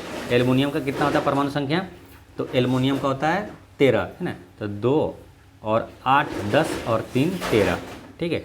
तो इस तरह से आपको ध्यान में रखना है। नेक्स्ट है, फ्लेमिंग के बाएं हाथ के नियम के अनुसार मध्यमा उंगली किसका प्रतिनिधित्व करती है। काफ़ी महत्वपूर्ण प्रश्न है, आपको हर पेपर में, हर शिफ्ट में ये प्रश्न पूछा जा रहा था, कभी बाएं हाथ का कभी दाएं हाथ का, तो ये काफ़ी महत्वपूर्ण है। इसको आपको डिटेल में आपको ध्यान में रखना है, याद रखना है, रट के रखना है ना। टेक्नीशियन एग्जाम में भी आया था, बिहार पुलिस में कई बार एग्जाम में ये क्वेश्चन आपको 2024 में ही पूछा गया, ठीक। तो याद रखना है। देखिए, फ्लेमिंग के बाएँ हाथ के नियम के अनुसार मध्यमा उंगली किसका प्रदर्शित करता है, तो विद्युत धारा की दिशा को प्रदर्शित करता है। अब इसको यहाँ पर समझिए, ये कौन सा बाएं हाथ का नियम है, तो देखिए बाएं हाथ का नियम ये वाला है, इसको रट लेना। क्या, तो मध्यमा पूछा था, यानी कि मिडिल फिंगर, तो ये क्या विद्युत धारा की दिशा को दर्शा रहा है ना। ये उंगली आप इस तरह से फैलाएं बाएं हाथ का, तो लेफ्ट हैंड का, तो ये जो तर्जनी है ये क्षेत्र को दर्शाएगा, और अंगूठा जो है बल की दिशा को बताता है, ठीक है। अंगूठा जो है बल की दिशा को बता रहा है, ठीक है। अब एक चीज़ क्या ध्यान रखना मालूम, जो दाएँ हाथ का नियम है ना, उसमें भी ये जो मिडल फिंगर है उसमें भी यही धारा ही बताएगा, मिडल फिंगर दाहिने हाथ के नियम में भी, और तर्जनी क्षेत्र की दिशा ही बताएगा, ठीक है। इसको यहाँ देखिए, ये फ्लेमिंग का दाएं हाथ का नियम है, दाएं हाथ का नियम में भी जो मिडिल फिंगर है ये धारा बता रहा है ना, मिडिल फिंगर, और चुंबकीय क्षेत्र ये तर्जनी जो है क्षेत्र बता रहा है, और अंगूठा जो है बल की दिशा बता रहा है, ठीक है। अंगूठा बल की दिशा बता रहा है, ठीक है, दाएँ हाथ का नियम में भी, ठीक। तो याद रखना है बस, ठीक। जैसे कि बस इसको एक बार रट जाना है, एक चीज़ रट जाइए कि मध्य उंगली जो है धारा की दिशा को, मिडिल फिंगर धारा की तर्जनी क्या क्षेत्र को, और अंगूठा क्या बल की दिशा को दर्शाता है, ठीक। चलिए नेक्स्ट क्वेश्चन है, ताप बढ़ाने पर ध्वनि तरंगों की चाल क्या होगी। तो ताप बढ़ाने पर ध्वनि तरंगों की चाल क्या होगी, मानो ताप बढ़ने से ध्वनि की चाल बढ़ती है ना। तो आंसर क्या हो जाएगा यहाँ पर, ऑप्शन नंबर बी इसका करेक्ट आंसर हो जाएगा, ठीक है। यानी कि ताप का प्रभाव ध्वनि पर पड़ता है। यही प्रकाश की बात करें तो प्रकाश में ताप बढ़ाने पर क्या होगा, तो प्रकाश की चाल पर ताप का कोई भी प्रभाव नहीं पड़ता, ठीक है। न ताप का न दाब का, कोई भी प्रकाश की चाल पर ताप का दाब का प्रभाव नहीं पड़ता है। हालांकि ध्वनि पर भी है ना दाब का प्रभाव नहीं पड़ता है, सिर्फ ताप का पड़ता है ना। ताप का प्रभाव ध्वनि की चाल पर पड़ता है और दाब का प्रभाव नहीं पड़ता है, ठीक है। और प्रकाश की चाल पर तो किसी का भी प्रभाव नहीं पड़ेगा, यानी कि ताप और दाब का प्रभाव नहीं पड़ता, ठीक है। तो ये चीज़ ध्यान रखना है। अब यहाँ पर प्रकाश और ध्वनि ये दोनों से रिलेटेड साथ में पढ़ेंगे सिस्टमेटिक ढंग से, ताकि दोनों में कन्फ्यूजन ना हो और दोनों को अच्छे से याद हो, ठीक है। देखिए ध्वनि की चाल सबसे अधिक किस में होता है, तो ठोस में होता है। ध्वनि की चाल सबसे अधिक होता है ठोस में, और उससे कम होता है द्रव में, और सबसे कम होता है गैस में, ठीक है। और ध्वनि की चाल होगी सबसे अधिक ठोस में। यही प्रकाश की चाल सबसे अधिक किस में होता है, निर्वात में होता है ना। प्रकाश की चाल अधिकतम होती है कहाँ, निर्वात में होती है। यानी कि ये समझिए ध्वनि निर्वात में गमन नहीं करती है।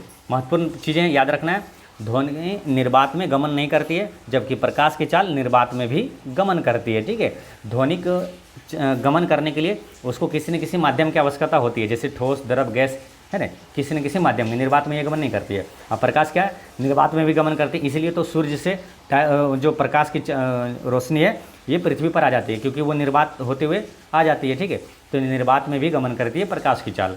ठीक है, अच्छा, प्रकाश की चाल एक माध्यम से दूसरे माध्यम में जाती है तो क्या नहीं बदलता है। ठीक है, याद रखना है, क्या नहीं बदलता है, तो ऑप्शन में रहेगा आवृत्ति। ठीक है, आवृत्ति नहीं बदलता है। ठीक, प्रकाश की चाल, जब प्रकाश एक माध्यम से दूसरे माध्यम में जाती है तो क्या नहीं बदलती, आवृत्ति और कला नहीं बदलती है।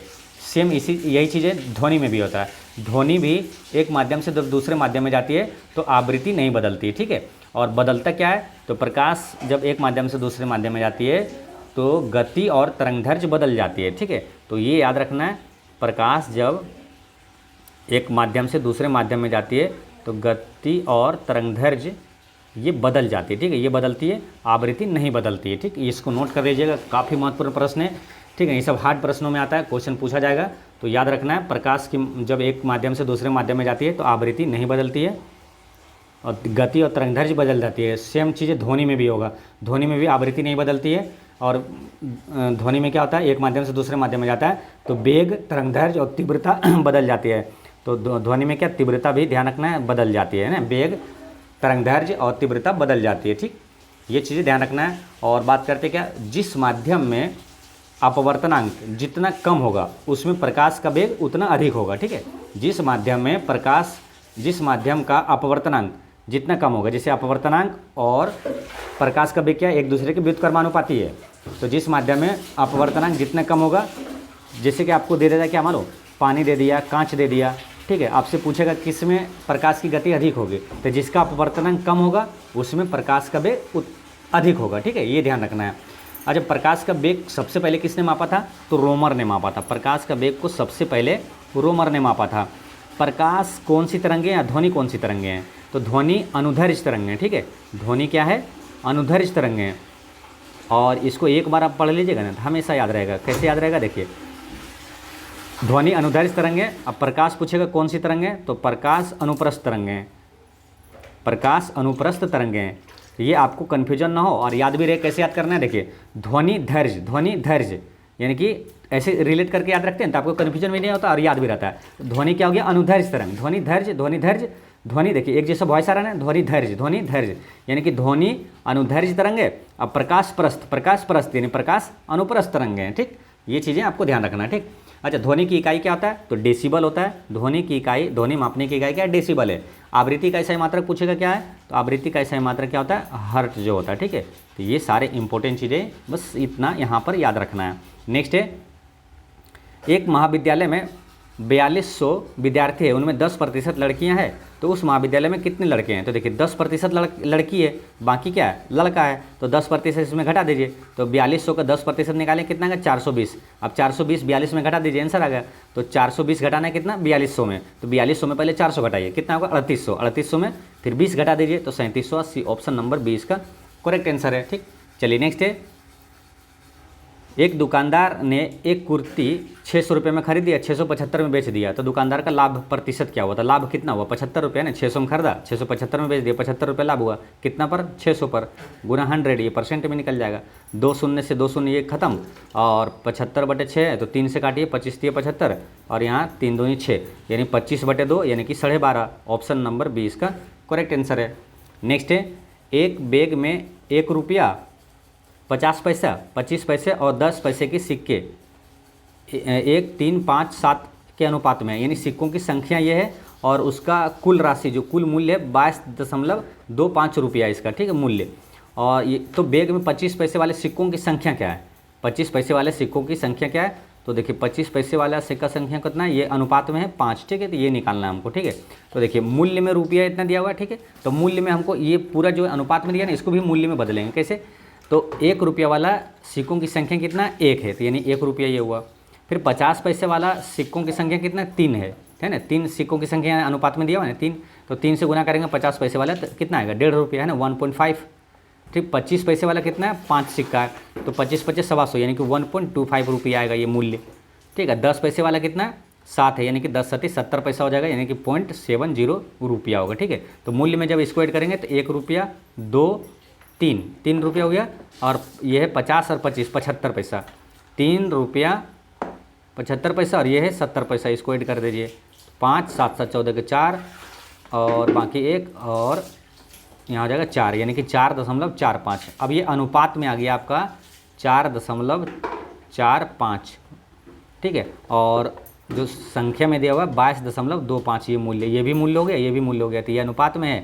तो इसको काटेंगे, ये कितना कट जाएगा, 4 5 20, 5 बार में कट जाएगा। अनुपात 1 का मान 5 आ गया। ठीक है, तो अनुपात अब निकालना कितना, अनुपात 5 का मान, तो अनुपात 5 का मान निकालेंगे तो यानी 25, यानी कि 25 पैसे वाली संख्या कितनी है, 25 है। ठीक, चलिए नेक्स्ट है, इसमें क्या मिलान करना है, कॉलम 1 और कॉलम 2 से मिलान करना है। क्या लैक्टिक अम्ल किस में पाया जाएगा, तो लैक्टिक अम्ल दही में पाया जाता है ना, खट्टे दूध दही में लैक्टिक एसिड पाया जाता है। ठीक है, लैक्टिक एसिड कहाँ कहाँ पाया जाता है, तो खट्टे दूध दही में पाया जाता है। और जैसे कि धावक जो होता है ना, एथलीट होता है, दौड़ता है, तो उसके मांसपेशियों में जो थकान आ जाती है किसके जमा होने के कारण, तो लैक्टिक अम्ल जमा होने के कारण आ जाती है।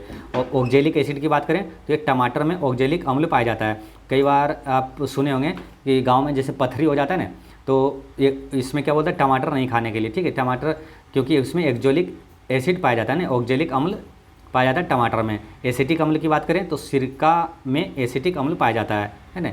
तो ये इस तरह से इसका आंसर क्या हो जाएगा, इसका आंसर करेक्ट आंसर हो जाएगा ऑप्शन नंबर ए, इसका करेक्ट आंसर है। ठीक है, अब इस टाइप के ये प्रश्न आपसे पूछा गया है 2024 में। अब यहाँ पर महत्वपूर्ण चैप्टर ये बन जाता है, इसलिए यहाँ से आपको ये याद रखना है सभी चीज़ें। ठीक है, जैसे कि सिरका में कौन सा अम्ल पाया जाता है, तो एसिटिक अम्ल। ये सब प्रश्न मालूम बहुत महत्वपूर्ण है, हमेशा एग्जाम में आता है, कई बार देखेंगे एग्जाम में पूछा गया अलग अलग एग्जामों में।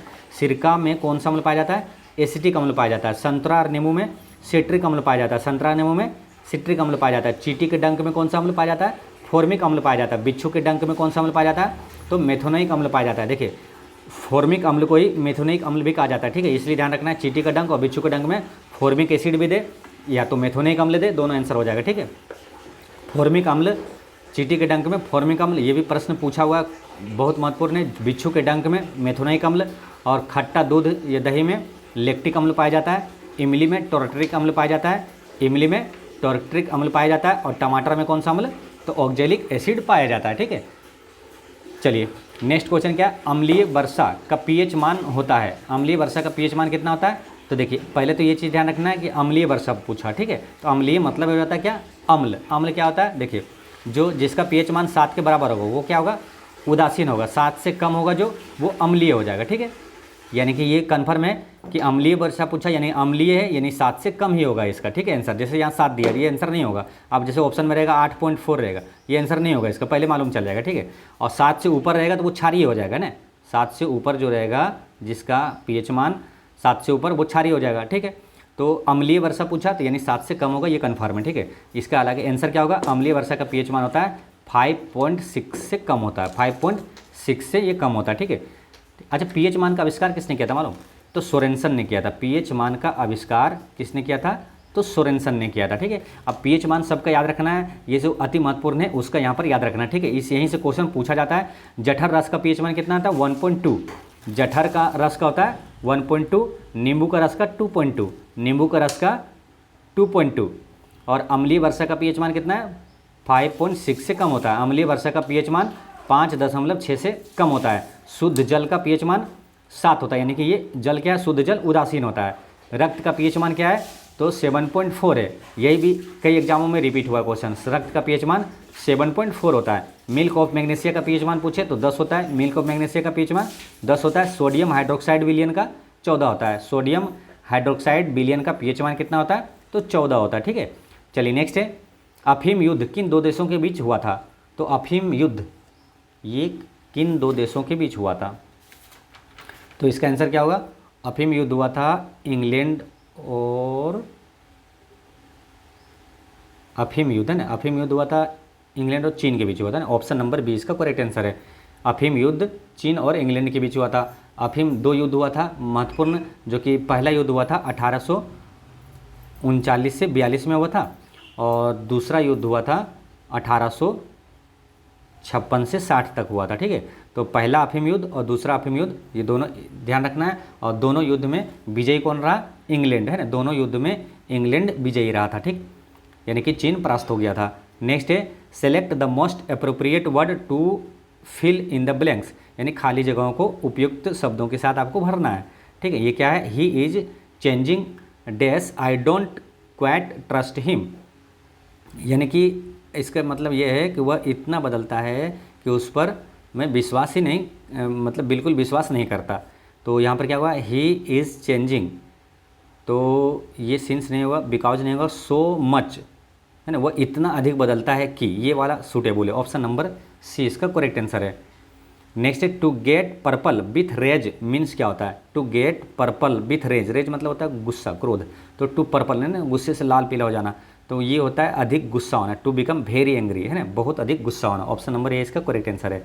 नेक्स्ट है antonym of the word anomaly means, anomaly मतलब क्या होता है, एनोमली मतलब होता है असंगति, एनोमली मतलब असंगति, और कन्फॉर्मिटी मतलब होता है अनुरूपता, है ना, अनुपालन, इसका अपोजिट क्या हो जाएगा, एंटो क्या हो जाएगा, कन्फॉर्मिटी, इसका करेक्ट आंसर है। नेक्स्ट है ध्वनि तरंगे किस में सबसे तेज गति से चलती है, ये क्वेश्चन भी हमेशा पूछा जाता है, काफ़ी इजी है लेकिन हमेशा आता है क्वेश्चन, बार बार एग्जाम में आता है। तो ये आपको बता चुके हैं पहले भी ध्वनि के बारे में, ध्वनि की गति सबसे अधिक किस में होती है, ठोस में होती है, उसके बाद द्रव में, सबसे कम होता है गैस में। तो यहाँ ठोस देखिए ऊपर में दिख रहा है ठोस, तो आंसर क्या हो जाएगा, ऑप्शन नंबर ए इसका करेक्ट आंसर हो जाएगा। बाकी ध्वनि के बारे में आपको बता चुके हैं, ध्वनि मापने की इकाई क्या होता है, डेसिबल होता है, ध्वनि अनुदैर्ध्य तरंग है, प्रकाश अनुप्रस्थ तरंग है, ध्वनि, अच्छा WHO द्वारा मनुष्य के लिए सबसे उपयुक्त ध्वनि का डेसिबल कितना माना 45 डेसिबल माना, ठीक है, ये चीज़ ध्यान रखना है। और ध्वनि में क्या तरंगें 3 प्रकार की होती है, जैसे कि अवश्रव्य ध्वनि तरंग होता है, अवश्रव्य है ना, अवश्रव्य, इसका मान कितना होता है, 20 हर्ट्ज से कम होता है। अश्रव्य ध्वनि जो होता है वो 20 हर्ट्ज से 20,000 हर्ट्ज के बीच होता है, जो कि मनुष्य सुन सकता है, ठीक है, 20,000 हर्ट्ज के बीच होता है। अब पराश्रव्य ध्वनि होता है क्या, 20,000 हर्ट्ज से अधिक होता है, ठीक है, ये चीज़ें याद रखना। नेक्स्ट है निम्नलिखित में से कौन एक समान त्वरण का उदाहरण है, एक समान त्वरण का उदाहरण, जैसे एक मुक्त गिरने वाले वस्तु की गति एक समान त्वरण इसमें होगा, और एक ढलान पर लुढ़कती हुई गेंद की गति इसमें भी समान त्वरण होगा। तो ऑप्शन नंबर सी इसका करेक्ट आंसर, यानी ए और बी दोनों सही है। त्वरण का ऐसा मात्रा क्या होता है, तो मीटर प्रति सेकंड स्क्वायर होता है ना, यही होता है ना त्वरण का ऐसा ही मात्रा। त्वरण कहते हैं किसको, तो देखिए विस्थापन में परिवर्तन की दर को क्या कहा जाता है, वेग कहा जाता है, और वेग में परिवर्तन की दर क्या कहा जाता है, त्वरण कहलाता है ना। तो त्वरण का ऐसा मात्रक मीटर प्रति सेकंड स्क्वायर हो गया, ठीक। नेक्स्ट है मानव शरीर की सबसे बड़ी कोशिका क्या है, अब ऑप्शन के अनुसार से आंसर आपको लगाना है। मानव शरीर की सबसे बड़ी कोशिका तो हो जाएगा यहाँ पर तंत्रिका कोशिका, है ना, ऑप्शन नंबर ए इसका करेक्ट आंसर है। हालांकि ऑप्शन में अगर ये नहीं रहे और ऑप्शन में रहे क्या, अंड कोशिका, तो याद रखना है मानव शरीर में सबसे बड़ी कोशिका है अंड कोशिका, है ना, ओवम, अंड कोशिका, और सबसे छोटी कोशिका मानव शरीर की क्या है, शुक्राणु, है ना, स्पर्म। और अगर पूछे दुनिया में सबसे बड़ी कोशिका कौन सी है, तो शुतुरमुर्ग का अंडा, याद रखना है दुनिया में सबसे बड़ी कोशिका है क्या, शुतुरमुर्ग का अंडा है, ठीक है, ये याद रखना। और दुनिया की सबसे छोटी कोशिका कौन सा है, तो वो है माइकोप्लाज्मा है, ठीक है, ये याद रखना है, दुनिया की सबसे छोटी कोशिका माइकोप्लाज्मा, सबसे बड़ी शुतुरमुर्ग का अंडा है। लेकिन मानव में पूछे तो वो हो गया अंड कोशिका सबसे बड़ी, और छोटी है शुक्राणु, ठीक है। कोशिका की खोज किसने किया था, तो रॉबर्ट हुक ने किया था, ये याद रखना। रॉबर्ट हुक ने कब किया था, ये भी याद रखना है, 1665 में किया था, ठीक है। रॉबर्ट हुक ने, रॉबर्ट हुक जैसे जब भी रॉबर्ट हुक का 3 नाम है, इसको याद रखना है, एक रॉबर्ट ब्राउन, एक रॉबर्ट कोच, ठीक है, तो कन्फ्यूजन ना हो, तीनों को एक साथ रिवीजन करना है। कोशिका खोज रॉबर्ट हुक ने, और कोशिका के केंद्रक का खोज किया था रॉबर्ट ब्राउन ने, ये सब पहले भी बता चुके हैं। और टीबी के बैक्टीरिया की खोज किया था रॉबर्ट कोच ने किया था, ठीक है, ये याद रखना है। अच्छा, तंत्र की इकाई क्या होता है मालूम, तंत्र का इकाई होता है न्यूरॉन, है ना, तंत्र का इकाई होता है न्यूरॉन, और इसी तरह एक है नेफ्रॉन, ये दोनों में कन्फ्यूजन ना हो इसलिए दोनों को साथ में पढ़ना है, ठीक है। तंत्र का इकाई हो गया न्यूरॉन, और ये किडनी की इकाई है, किडनी की इकाई क्या है, नेफ्रॉन है, ठीक है, ये याद रखना है। चलिए नेक्स्ट क्वेश्चन है, निम्नलिखित में से किसने कहा कि कांग्रेस वास्तव में हथियारों के बिना गृह युद्ध है, तो कांग्रेस वास्तव में हथियारों के बिना गृह युद्ध है, ये सर सैयद अहमद खान ने कहा था, है ना, सर सैयद अहमद खान ने कहा था। और सर सैयद अहमद खान से एक क्वेश्चन और आता है कि अलीगढ़ मुस्लिम विश्वविद्यालय की स्थापना किसने किया था, तो ये क्या था, सर सैयद अहमद खान ने किया था ना, अलीगढ़ मुस्लिम विश्वविद्यालय का स्थापना मोहम्मडन एंग्लो ओरिएंटल कॉलेज के रूप में सर सैयद अहमद खान ने 1875 में किया था। ठीक है, ये याद रखना है। नेक्स्ट क्वेश्चन क्या है, कार्बन टेट्राक्लोराइड और पानी के मिश्रण को अलग करने के लिए निम्न में से किस तकनीक का प्रयोग किया जाता है। कार्बन टेट्राक्लोराइड और पानी के मिश्रण को अलग करने के लिए किसका, तो सेपरेटिंग फनल का प्रयोग किया जाता है ना, सेपरेटिंग फनल का प्रयोग किया जाता है। नेक्स्ट, एक घोल में 450 ग्राम पानी है और 50 ग्राम सामान्य नमक है, तो घोल की सांद्रता क्या होगा। तो द्रव्यमान प्रतिशत के आधार पर सांद्रता क्या होती है, वो लिख लेना आपको एक फॉर्मूला, सांद्रता बराबर विलेय की सांद्रता, है ना, ये फॉर्मूला लिख लेना है तो आपको आसानी से बन जाएगा। विलेय का सांद्रता, अब बटा में होता है विलायक का कुल द्रव्यमान, है ना, विलायक का कुल द्रव्यमान गुना 100। ठीक है, तो फॉर्मूला क्या लिखना है, सांद्रता बराबर विलेयक का सांद्रता और नीचे विलायक का कुल द्रव्यमान गुना 100। तो देखिए विलेय का सांद्रता कितना है, तो विलेय का सांद्रता यानी कि विलेय का द्रव्यमान यानी कि ना, तो विलेय का द्रव्यमान यानी कि विलेय जो है कितना 50 ग्राम, यहाँ सामान्य नमक उसमें विलेय हुआ है। विलेय किसको बोलते हैं, जो कम रहता है, विलायक बोलते हैं किसको, जो अधिक रहता है। ठीक है, तो विलेय क्या हुआ 50 ग्राम है और नीचे क्या विलायक का कुल द्रव्यमान, कुल द्रव्यमान यानी कि ये 450 और 50 कितना हो जाएगा 500, है ना, बटन में 500 हो गया गुना 100। तो ये देखिए 2 शून्य से ये 2 शून्य खत्म, 5 से 5 दे हैं 50 यानी कि 10% इसका सांद्रता हो गया। ऑप्शन नंबर सी इसका करेक्ट आंसर है। नेक्स्ट है बर्मी कंपोस्ट, ये क्या है, ये भी क्वेश्चन एग्जामों में कई बार आया है। तो बर्मी कंपोस्ट क्या है, एक जैविक जैव उर्वरक है ना, जैविक जैव उर्वरक है बर्मी कंपोस्ट। बर्मी कंपोस्ट को बर्मी कल्चर भी कहा जाता है या तो केंचुआ पालन भी कहा जाता है। ठीक है, अच्छा किस जीव को किसान का मित्र कहा जाता है, तो केंचुआ को, है ना, किसान का मित्र कहा जाता है। नेक्स्ट क्वेश्चन क्या है, एक नए डॉक्यूमेंट्स को खोलने का शॉर्टकट क्या है, तो नए न्यू, है ना, एन, ऑप्शन नंबर 20 का करेक्ट आंसर है। नए डॉक्यूमेंट यानी कि न्यू, एन वाला टिक कर देना, ऐसे रिलेट करके ध्यान रखना है आपको। ठीक है, तो नए जैसे आपको दिमाग में नहीं आ रहा, याद नहीं है, तो इस तरह से भी आप हिंट लगा कर मार सकते हैं। नए तो न्यू, है ना, कंट्रोल प्लस एन का प्रयोग किया जाता है। अच्छा कंट्रोल प्लस ए, है ना, कंट्रोल प्लस ए ये क्या करता है, तो select all, control plus A select all. Control plus B bold करता है ना, जो कोई लेटर को बोल्ड करता है, control plus B. Control plus C क्या करता है, तो कॉपी करता है ना, कंट्रोल प्लस सी कॉपी हो जाता है, कंट्रोल प्लस बी पेस्ट हो जाता है। कंट्रोल प्लस एम क्या हो जाता है, move, control plus M move हो जाता है। और नया डॉक्यूमेंट्स खोलने के लिए कंट्रोल प्लस एन हो गया, और सेव करने के लिए control plus S, control plus S. और रीडो यानी कि रीडो करने के लिए रीडो क्या कहलाता है, कंट्रोल प्लस वाई रीडो। और अंडो हो जाता है कंट्रोल प्लस जेड। ठीक है, तो ये सारी चीज़ें ध्यान रखना है। नेक्स्ट क्वेश्चन क्या है, टोल्स्टॉय ने अपनी समाधि के विषय में कहा, तो टोल्स्टॉय ने अपनी समाधि के विषय में क्या कहा, निर्धन से निर्धन के समान हो, निर्धन से निर्धन के समान हो, ये अपनी समाधि के विषय में टोल्स्टॉय ने कहा था। टोल्स्टॉय से गांधी जी ने बहुत अधिक प्रभावित थे, गांधी जी टोल्स्टॉय से बहुत अधिक प्रभावित थे, इसलिए दक्षिण अफ्रीका में टोल्स्टॉय आश्रम की स्थापना किया था गांधी जी ने। ठीक है, तो ये ध्यान रखना है। और इनकी एक पुस्तक आता है टोल्स्टॉय की, वार एंड पीस, है ना, युद्ध और शांति। वार एंड पीस पुस्तक के लेखक कौन है, तो लियो टोल्स्टॉय है। ठीक है, याद रखना है, वार एंड पीस पुस्तक के लेखक कौन है, लियो टोल्स्टॉय है। ठीक, चलिए नेक्स्ट क्वेश्चन क्या है, अंबेडकर जयंती मनाई जाती है। पिछले भी आपको डिटेल में बताए थे, तो ये सारी चीज़ें प्रश्न आ गया था उसमें। ठीक है, एक बार फिर आपको अंबेडकर के बारे में बताते हैं, आपके एग्जाम में आएगा, आपसे निश्चित रूप से एग्जाम में बन जाएगा। ठीक है, अंबेडकर जयंती ये कब मनाए जाते हैं, 14 अप्रैल को मनाया जाता है। अंबेडकर के बारे में आपको पूरा डिटेल से बता दिए थे, क्या बताए थे, एक बार फिर आपको बता देते हैं। ठीक है, अंबेडकर यानी कि भीमराव अंबेडकर का जन्म कब हुआ था, भीमराव अंबेडकर का जन्म हुआ था 14 अप्रैल 1891 में हुआ था। कहाँ हुआ था ये पूछे, अब देखिए 14 अप्रैल 1891 में इनका जन्म हुआ था, तो यही 14 अप्रैल से अम्बेडकर जयंती मनाया जाता है। ठीक है, 14 अप्रैल से अम्बेडकर जयंती मनाया जाता है।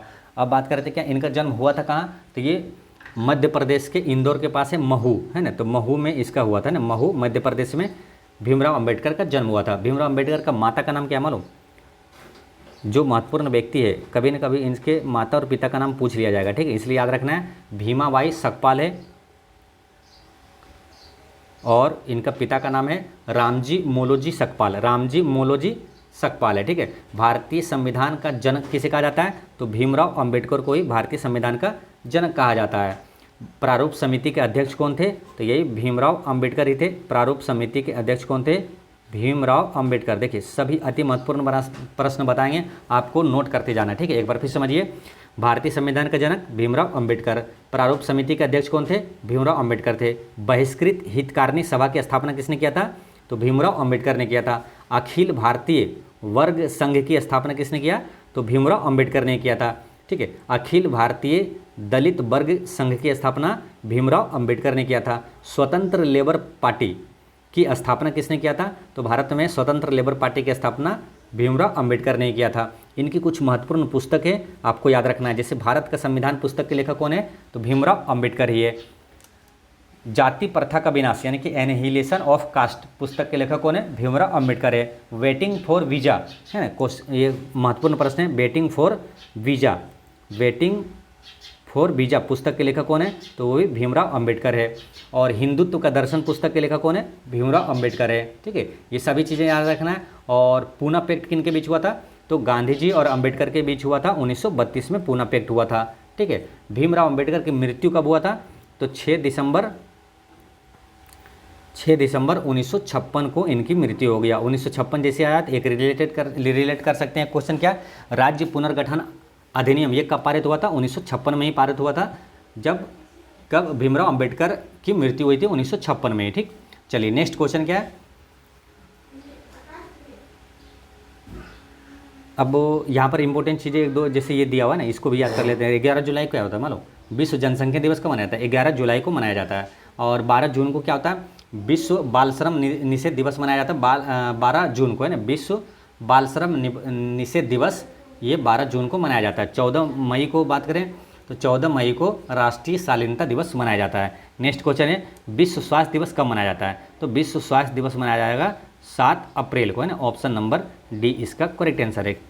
7 अप्रैल को विश्व स्वास्थ्य दिवस ये कहाँ से आया?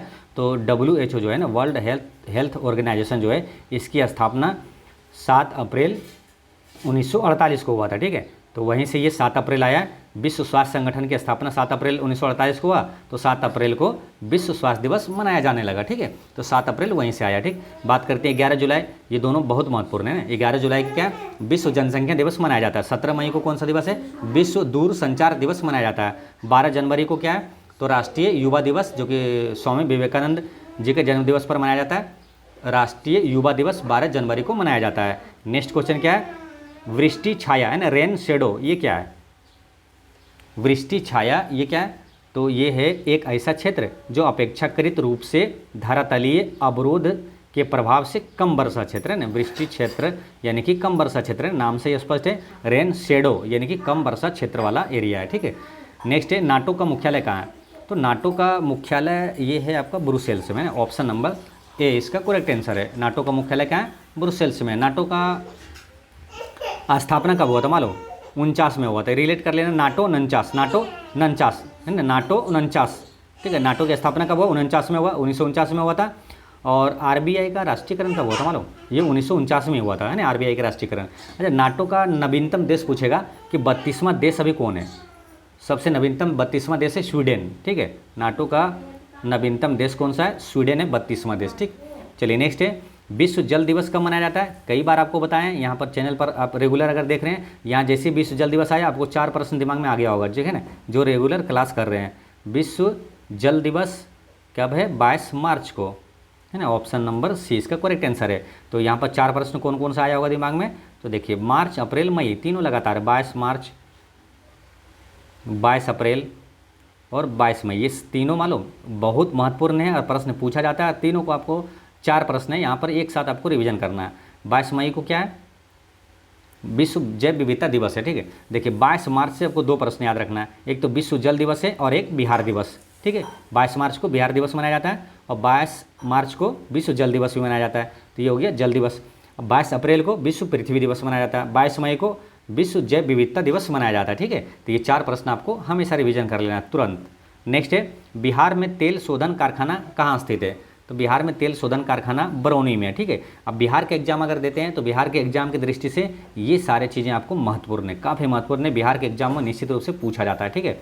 अदर एग्जाम हो रेलवे एसएससी का उसमें नहीं आएगा, लेकिन बिहार के एग्जाम अगर देते हैं तो यहाँ से ये प्रश्न आएगा, बिहार में औद्योगिक इकाई का वितरण यानी कौन चीज़ें कहाँ हैं। तो चीनी जो उत्पाद होता है ये कहाँ कौन सा क्षेत्र है, सारण, पूर्वी चंपारण, पश्चिमी चंपारण, गया एवं पटना का क्षेत्र है, ठीक है।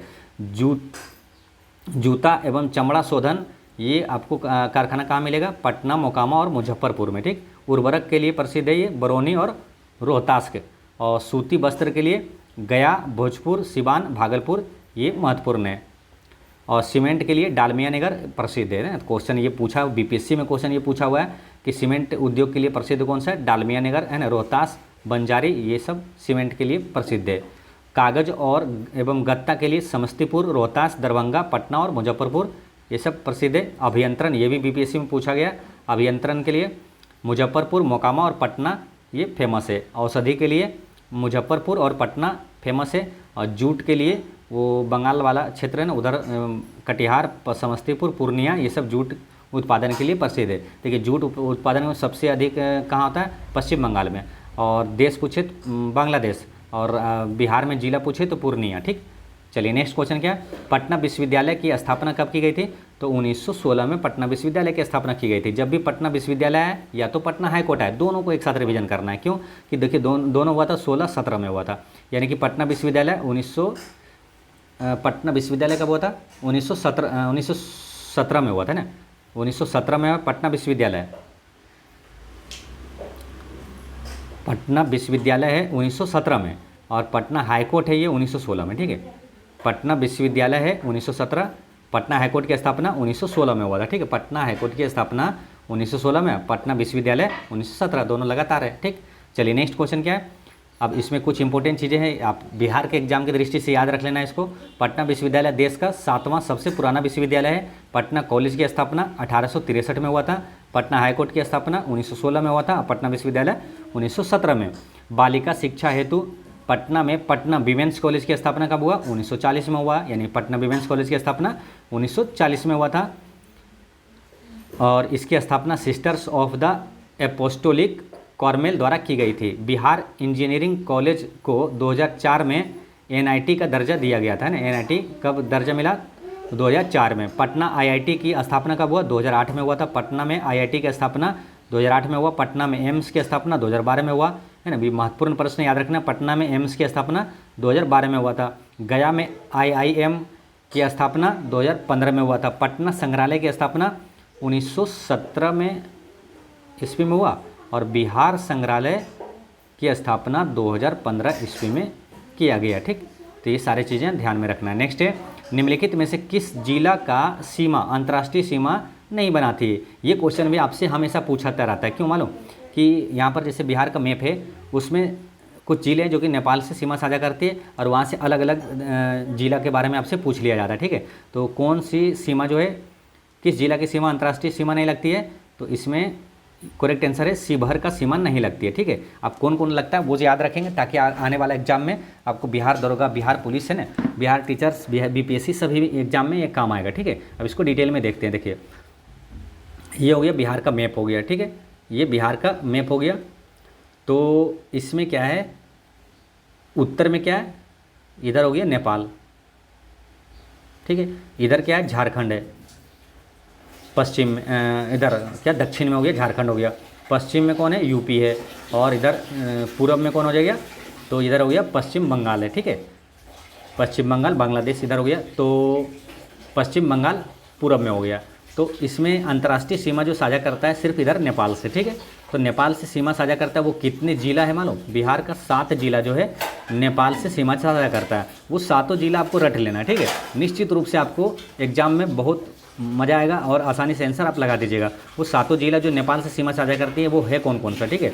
तो देखिए पश्चिम चंपारण यहाँ सीमा साझा करती है, और पूर्वी चंपारण, ठीक है।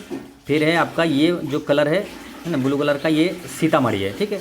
और ये है मधुबनी, ये सीमा साझा करती है, ठीक है। अब कन्फ्यूजन यही करता है, देखिए ये जो छोटा सा है ना यहाँ शिवहर, ये जो कलर का, ये शिवहर, ये वाला जो कलर है ये शिवहर इधर है, ठीक है। ये सीमा साझा नहीं करता है, यही आपसे ऑप्शन में दे देता है, क्योंकि शिवहर यहाँ पर है, कन्फ्यूजन करने के लिए, लेकिन शिवहर यह है नेपाल से सीमा साझा नहीं करता, ठीक है। ये शिवहर, ये ऑप्शन में दे दिया, तो शिवहर क्या है, नहीं करता, ठीक है। तो करता कौन है, पश्चिमी चंपारण, पूर्वी चंपारण और ये सीतामढ़ी करता है, ठीक है। सीतामढ़ी, मधुबनी, 4 हो गया, सुपौल, अररिया, किशनगंज, ये 7 जिला जो है नेपाल के साथ सीमा साझा करती है, यानी अंतर्राष्ट्रीय सीमा साझा करता है, ठीक है। याद इसको कैसे करना है, 7 जिला को याद कर लेना। पहले 4 याद करिए, कौन, पश्चिम चंपारण, पूर्वी चंपारण, पश्चिम चंपारण, पूर्वी चंपारण, सीतामढ़ी, मधुबनी, सीतामढ़ी, मधुबनी, सीतामढ़ी, मधुबनी, सीतामढ़ी, मधुबनी, ये 4 याद हो गया। पश्चिम चंपारण, पूर्वी चंपारण, सीतामढ़ी, मधुबनी, सीतामढ़ी, देखिए मढ़ी, मधुबनी, ऐसे रिलेट हो जाएगा, सीतामढ़ी, मधुबनी, सीतामढ़ी, मधुबनी, और लास्ट में 3 क्या, सुपौल, अररिया, किशनगंज, सुपौल, अररिया, किशनगंज, सुपौल और अररिया, किशनगंज, ठीक है, सुपौल, अररिया, किशनगंज, ठीक है। तो ये 7 जिला है, कौन कौन, पश्चिम चंपारण, पूर्वी चंपारण, सीतामढ़ी, मधुबनी, सुपौल, अररिया, किशनगंज, ये 7 जिला जो है आप नोट कर लीजिएगा, ये नेपाल के साथ सीमा साझा करती है। तो क्वेश्चन ये भी आ जाता है, कौन सा जिला नेपाल के साथ सीमा साझा नहीं करती है, या तो करती है, या तो अंतर्राष्ट्रीय सीमा साझा करती है, या तो नहीं करती है, ठीक है। तो ये 7 जिला जो है अंतर्राष्ट्रीय सीमा साझा करती है, यानी नेपाल से सीमा साझा करती है, ठीक है। पश्चिम चंपारण, पूर्वी चंपारण, सीतामढ़ी, मधुबनी, सुपौल, अररिया, किशनगंज। अब एक प्रश्न क्या पूछा जाएगा मालूम, कि बिहार का सबसे पूर्वी भाग में स्थित कौन सा जिला है, तो कौन सा है, पूर्वी भाग में किशनगंज हो गया, ठीक है, सबसे पूर्वी भाग में किशनगंज हो गया। सबसे पश्चिमी इधर कौन सा आ जाता है, पश्चिम चंपारण आ जाता है, ठीक है। तो ये ध्यान रखना है, किशनगंज इधर है, सबसे पूर्वी भाग है किशनगंज जिला है, ठीक। तो यहाँ पर आंसर क्या हो गया था, तो देखिए क्या बोला, अंतर्राष्ट्रीय कौन सा जिला का सीमा अंतर्राष्ट्रीय सीमा नहीं बनाती है, तो आपको क्या बताए थे, पश्चिम चंपारण, पूर्वी चंपारण, सीतामढ़ी, मधुबनी, देखिए ये करता है ना, सीतामढ़ी, मधुबनी ये करता है, सुपौल, अररिया, किशनगंज, ये अररिया भी करता है, ये नहीं करता। ऑप्शन नंबर 20 का करेक्ट आंसर है, ठीक। चलिए नेक्स्ट क्वेश्चन देखते हैं, दून घाटी अवस्थित है, तो ये दून घाटी कहाँ है मालूम, दून घाटी ये है सोमेश्वर श्रेणी और रामनगर दून के बीच है।